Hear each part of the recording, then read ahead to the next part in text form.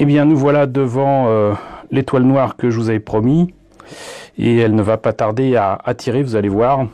Là, maintenant, dans quelques secondes, ça ne devrait pas tarder. Attention. Non, je plaisante. En fait, ça, c'est un cadeau de mon ami Dany qui l'a trouvé à Noz à vil prix. Et en fait, comme vous voyez, c'est un minuteur. Il suffit de remonter, en fait, tout ça et ensuite de terminer ici. Et si on n'a pas le courage d'aller jusque là, il faut tout simplement appuyer ici.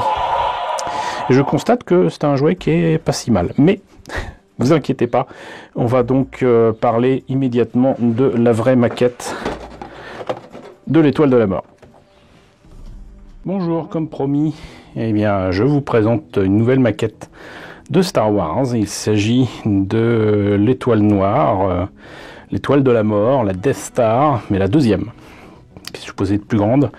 Deuxième étoile de la mort, donc que l'on voit dans le Retour du Jedi, qui est incomplète, qui n'est pas finie, mais qui est quand même opérationnelle.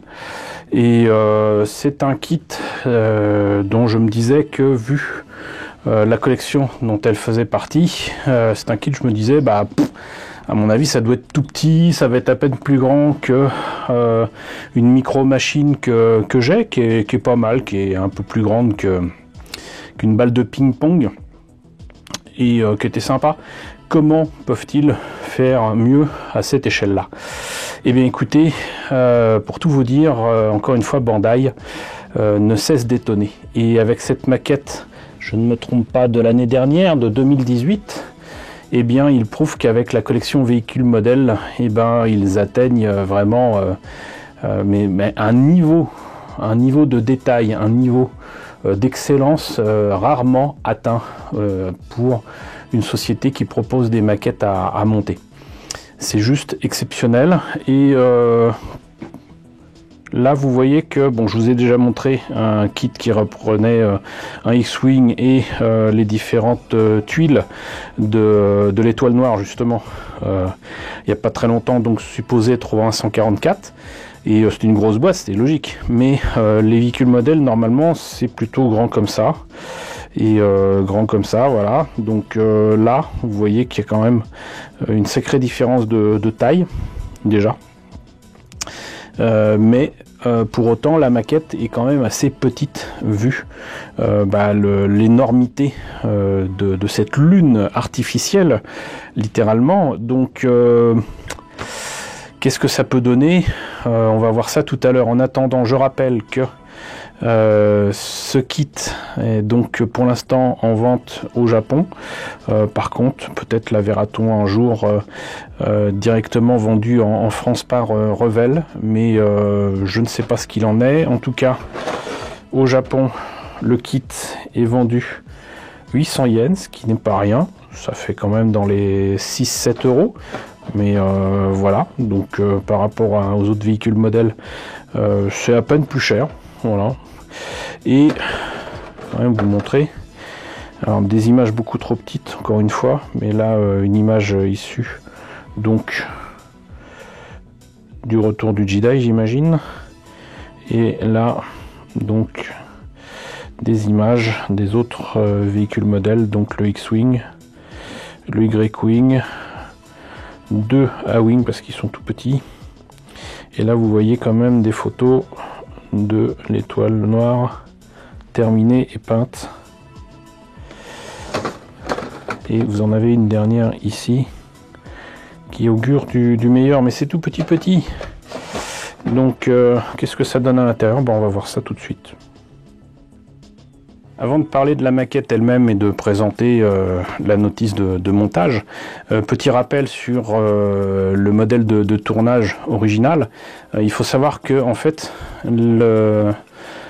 pas la forme, mais la façon dont est construite à moitié l'étoile noire, enfin l'étoile de la mort, dans le Retour du Jedi, en fait ce que vous voyez à l'écran, c'est une image inversée du modèle de tournage.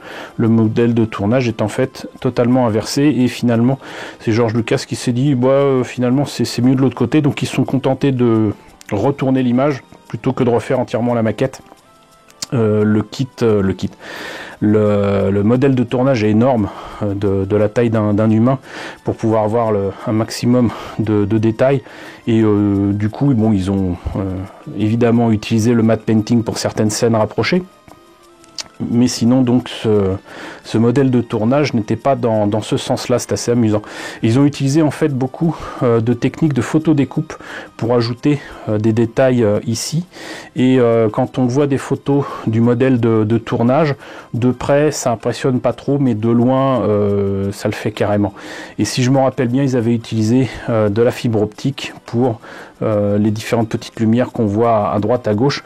Alors ce qui est drôle aussi, c'est que du coup, ils n'ont utilisé que la partie, j'allais dire, frontale de l'étoile de la mort, et on ne voit jamais l'autre face, mais elle existe et elle avait été détaillée. Simplement, c'est des échafaudages, c'est des machins comme ça, c'est pas ultra intéressant. Pour le kit lui-même, donc nous avons ici le socle qui est exactement le même pour toutes les maquettes véhicules modèles de Bandai pour Star Wars. Et avant de vous montrer les pièces, c'était pas ici évidemment, vous montrer qu'en fait la notice de montage est là. Et c'est pas sur un papier à part, donc c'est tout à l'économie. Il n'y a rien d'autre. Bon, donc voilà. Et du coup,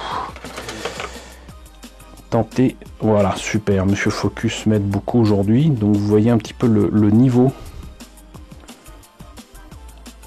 de détail de ces pièces, tout en ce que j'appellerais technique du millefeuille.